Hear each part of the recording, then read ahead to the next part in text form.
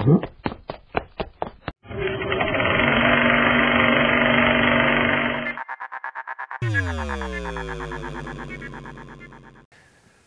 to Airborne on 88.5 FM WFCF and Flagler College Radio, as well as staugustine.com, bringing you interesting people from your world so you can stay dialed into your community and the folks who make it tick. I want to welcome to Airborne's viewers BarrySands. Barry, how are you today? Nice to be back. Nice to be back with an image. It's good.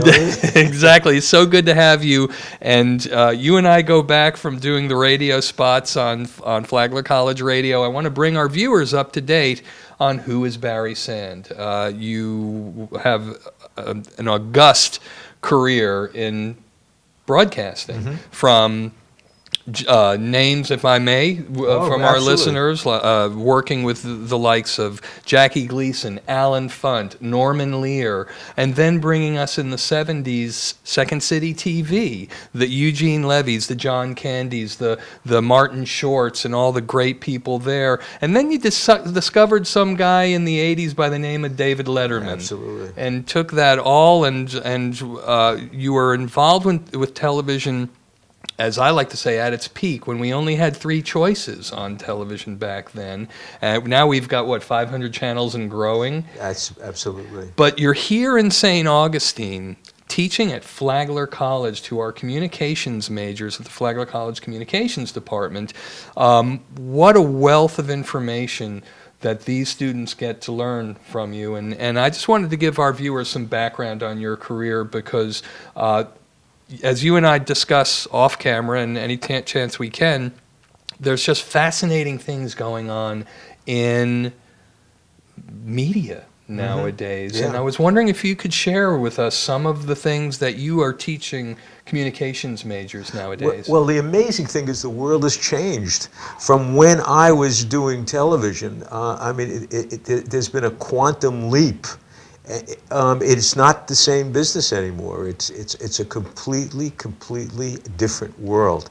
The world of broadcast television is older. We're now in the digital age. Yeah. And things are changing faster than we could imagine. When I watch television, I watch television. Right. I didn't get it from my phone. Yeah. I didn't get it from my computer. I didn't TiVo. I didn't have television that was designed for me. We didn't have the web. We didn't have YouTube. We didn't have Facebook. We didn't have any of that stuff. Man. If you wanted to watch television, you turned on your television. Right. There was I guess you would call it a universal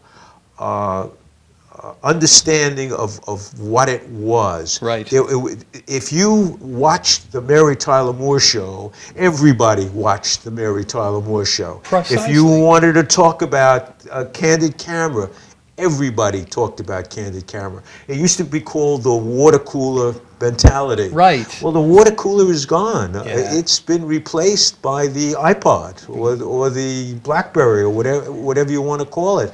And the whole idea of the broadcasting no longer exists. It's now called narrowcasting. Thank you. What is narrowcasting? Narrowcasting is that you have to realize that from 1980 to now, in 1980, the broadcasters had 80% of the market.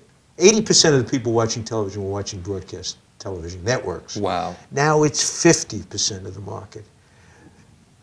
The cables, the web have taken away all of that from the networks.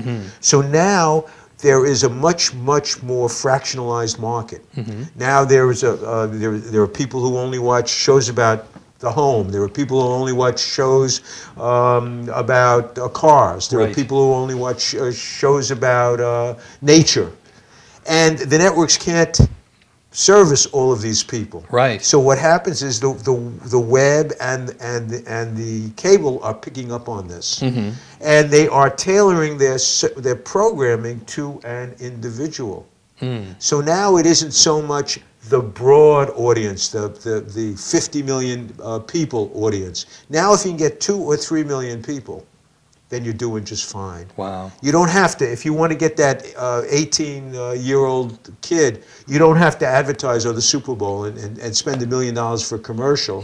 You spend a lot less money and you get yourself on some cable show that appeals just to, you put an ad in Jackass, and you're going to get what you want, because every jackass is 18 years old and he's going to watch what's going on. So there's got to be winners and losers in this situation. I guess the losers are the ones who don't keep evolving as this process is evolving, because we're not at the end of this by any means, are we? This whole evolution of media. Oh, no. I mean, the web has taken over. And it's not only affected television, it's affected newspapers. Print, sure. Print tremendously. It used to be where a newspaper, everything was rock solid. They had their classified ads, and they had their big department store ads, and they had all of these big print places. That's not happening anymore. Now what's happening is also the newspapers are losing their audience. The same narrowcast audience that is being catered to by the television, they're also getting it on the web.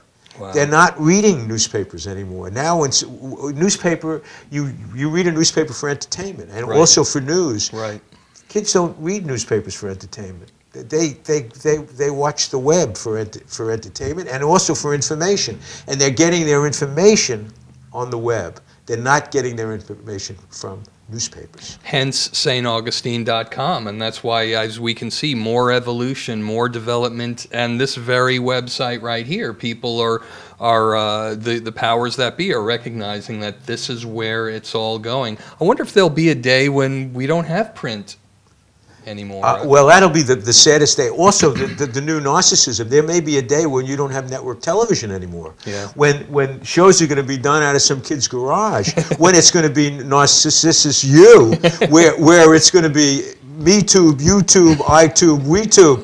Because you look at Facebook, you look at all of these things that are going, and all of these big companies are investing in it. Yeah. Why did Google buy YouTube for $1.65 billion? Why did they do it? Why did they buy a company that has 67 people? Right. Why? Why? Because of all of the content that is all free, that's on there. I mean, the greatest idea in the world, the most wonderful, terrific idea in the world is there's free content out there. Yeah. I am a Google, right? Right. And so what do? I connect this free content to that free content, and I charge you for the connection.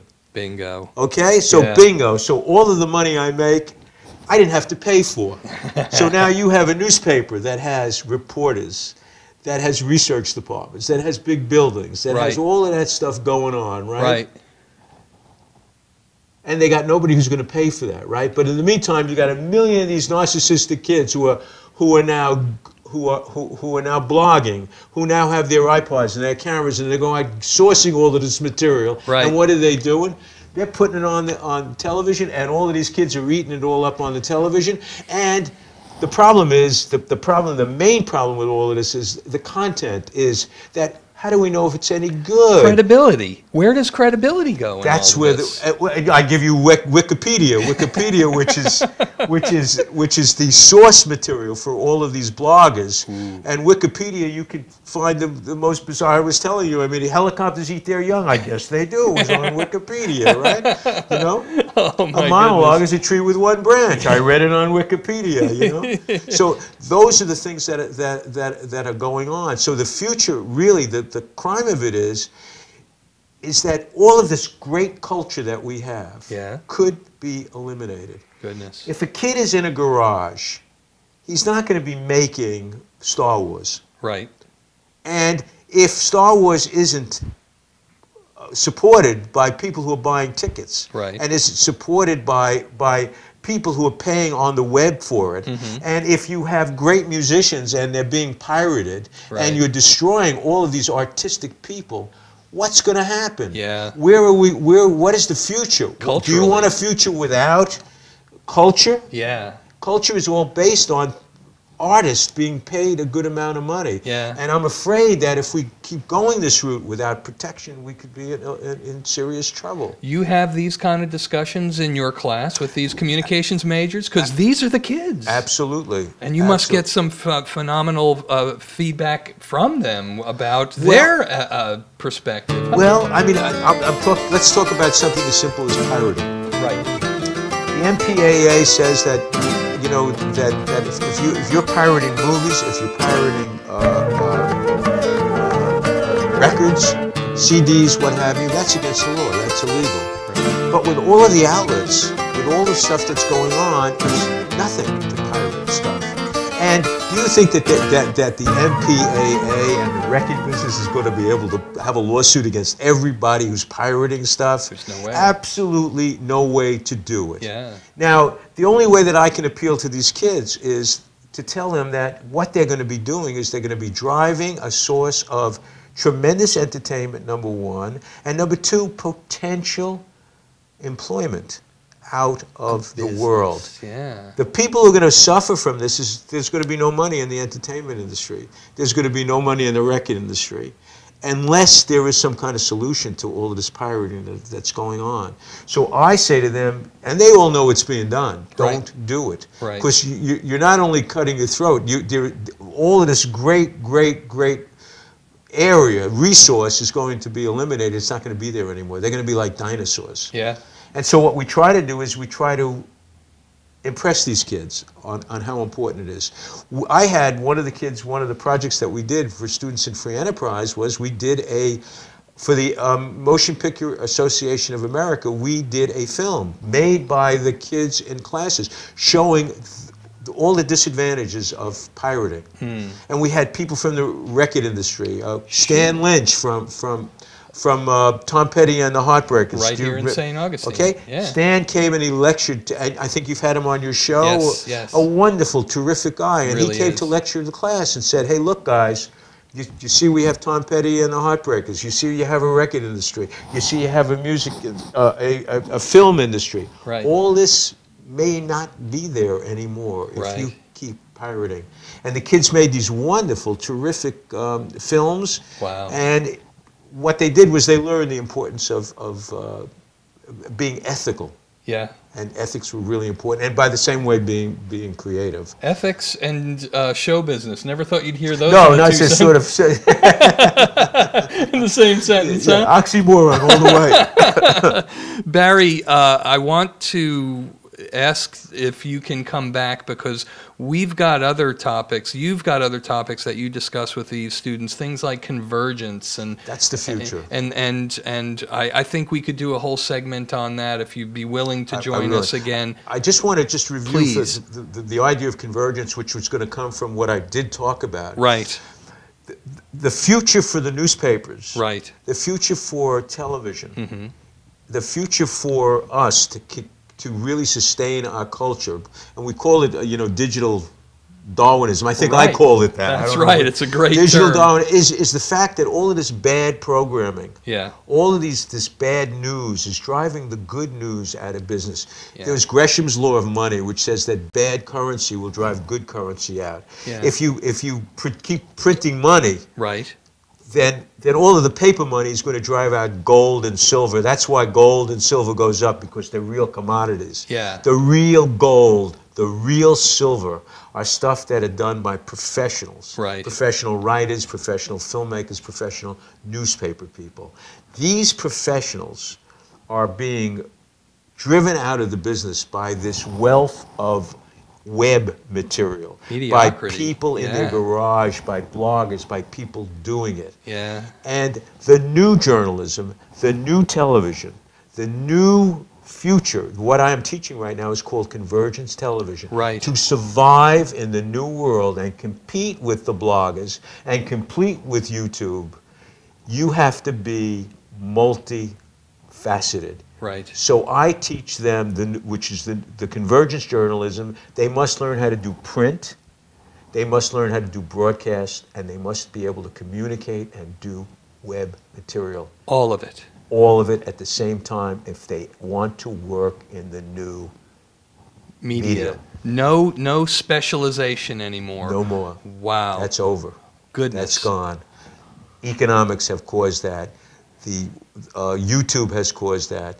The tremendous digital empire has caused that. Just the way radio broadcasting was done a certain way, television replaced radio and broadcasting was done a certain way. The cable came in. Right. Now it's the web. Wow. Now it's the new way to do things, and that's really what I'm teaching. That's what we can talk about the next time. Astonishing. This is living, breathing information as it's developing. That's what's so. And there's tremendous resistance on the part of the academic world to do this, to make somebody a jack of all trades when they think specialization is the key. Wow. Well, we've got to continue this dialogue, continue this conversation, and I hope you can come back to the old couch here on Airborne, and we can discuss more in the near future. Great. It's so I'd great. love to. It's so great to have you again, Well, it's Barry, great to be as here, man. always. BarrySands, professor here at Flagler College, right in St. Augustine, an astute career. We can go on. I've just touched on it, and we'll have him back on Airborne real soon. You've been Airborne with Matt Jeffs on 88.5 FM and staugustine.com, bringing interesting people from your world so you can stay dialed into your community and the folks who make it tick. We'll see you next time. Bye-bye.